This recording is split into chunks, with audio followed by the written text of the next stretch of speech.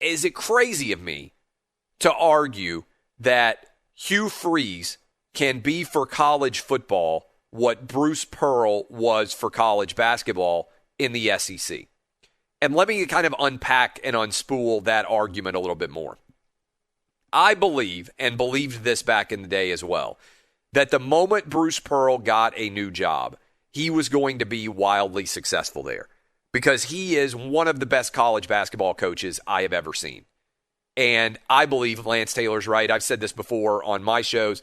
If Bruce Pearl doesn't lose his job over a freaking cookout barbecue at the University of Tennessee, which is one of the great all-time overreaches and punishment in the history of college athletics, if he doesn't lose his job there, he's got things rolling to such an extent at Tennessee that I really believe he would have been to the Final Four, and he may well have won a national championship in basketball at Tennessee. And he almost did it at Auburn. So if you're wondering whether it's possible for Bruce Pearl to have won a national championship at Tennessee, he nearly did it at Auburn. So if he could do it at Auburn, he certainly could have done it at Tennessee. And I beat my hand until it was almost raw on the desk saying, hire this guy, hire this guy, hire this guy. And Auburn, to their credit, went and did it. And they might be the 14th best at the time SEC basketball school, and he's won them already an SEC basketball championship. He has gotten them to the Final Four. He got them to a hair's breadth of beating Virginia.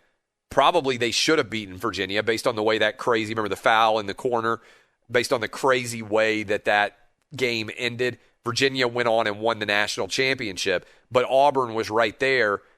I think Auburn would have beaten Texas Tech if they had gotten past Virginia in that Final Four matchup. Okay? So, I believe that Hugh Freeze is now poised, sitting at 8-1 at Liberty, to be the college football version of Bruce Pearl. A guy who got run out on his job, has had to come back and redeem himself, and I think whoever ends up hiring him, especially if it's a Southeastern Conference football school, will have a tremendous amount of success, and he will win an SEC championship if the job is good enough.